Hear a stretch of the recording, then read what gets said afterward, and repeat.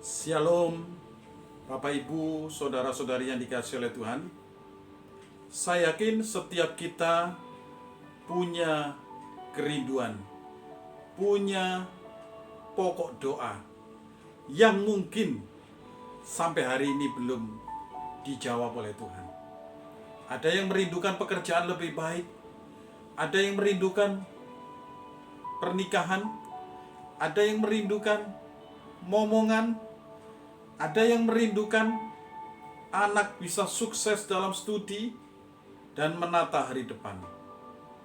Bahkan masih banyak pokok-pokok doa yang mungkin sedang kita panjatkan di hadapan Tuhan dan sedang menunggu jawaban Tuhan. Malam hari ini saya akan mengajak kita untuk belajar merenungkan mengapa Tuhan diam, atau lebih tepatnya mengapa Tuhan seolah-olah diam. Firman Tuhan dari 1 Samuel 28 ayat 6. Dan Saul bertanya kepada Tuhan, tetapi Tuhan tidak menjawab dia, baik dengan mimpi, baik dengan urim, baik dengan perantaraan para nabi. Bapak Ibu, saudara-saudari yang dikasihi oleh Tuhan, teks yang baru kita baca ini menceritakan bagaimana Saul sedang terdesak karena tentara Filistin akan menyerang Saul dan pasukan-pasukan Israel. Ketika dalam kondisi terdesak itu, Saul berseru kepada Tuhan. Namun, apa jawaban Tuhan? Dikatakan dalam bagian ini bahwa Tuhan diam. Tuhan tidak menjawab dalam mimpi, Tuhan tidak menjawab melalui urim, yaitu sebuah alat yang dipercaya oleh para pemimpin Israel yang dapat memberikan petunjuk ilahi. Ulangan 33 ayat 8. Bahkan Tuhan tidak menjawab melalui perantaraan para nabi. Apakah ketika Tuhan diam ini Allah tidak mengasihi Israel? Allah meninggalkan Israel? Saudara-saudara yang dikasihi oleh Tuhan, menurut beberapa penafsiran Alkitab, Tuhan diam ketika Saul berseru karena Tuhan tahu bahwa Saul seringkali mencari kehendak sendiri. Seringkali Saul melanggar firman Tuhan.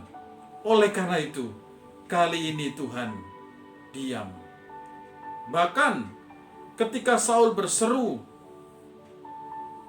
ternyata seruannya itu didasari motivasi ingin mencari kemenangan, ingin menunjukkan bahwa dia raja yang hebat, bukan menunjukkan bahwa Allah itu hebat.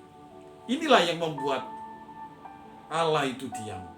Bapak Ibu sidang jemaat yang dikasihi oleh Tuhan, hari-hari ini kalau kita merasakan seolah-olah Tuhan diam, kita akan belajar sikap yang benar, bukan seperti sikap Saul. Ketika Tuhan diam, Saul memanggil tukang tenung atau peramal masa depan. Lalu bagaimana sikap kita? Saudara, ingatlah, ketika Tuhan seolah-olah diam, belum menjawab doa kita, mari kita belajar sabar dan terus berharap kepadanya. Ketika Tuhan diam, marilah kita belajar dan percaya bahwa rencana Tuhan itu lebih indah. Bahkan Tuhan akan memberikan kepada kita melebihi apa yang kita pikirkan, apa yang kita inginkan. Oleh sebab itu, saya rindu malam hari ini, ketika hari ini kita merasakan bahwa Tuhan diam, ingatlah bahwa Tuhan tidak diam. Tuhan akan berkarya dalam hidup kita. Memasuki new normal, biarlah kita tetap lebih bersandar Tuhan di dalam pekerjaan, di dalam studi, di dalam pelayanan, dan dalam apapun juga. Mari kita tundukkan kepala. Kita akan berdoa. Bapa di surga, kami percaya bahwa ketika Engkau sampai hari ini belum menjawab doa kami, Mungkin hati kami juga merasakan seperti apa yang dirasakan oleh Saul. Mengapa engkau diam? Biarlah respon kami adalah respon yang benar, bahwa Tuhan mengajar kepada kami untuk sabar. Tuhan mengajar kepada kami untuk percaya bahwa Tuhan punya hikmat, punya kedaulatan tersendiri atas hidup kami. Tuhan, tolonglah berkati anak-anak-Mu.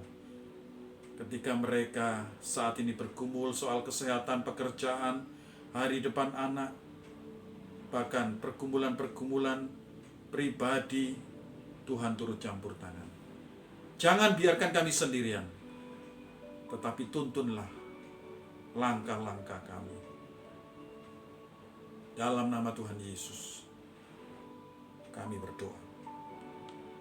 Amin.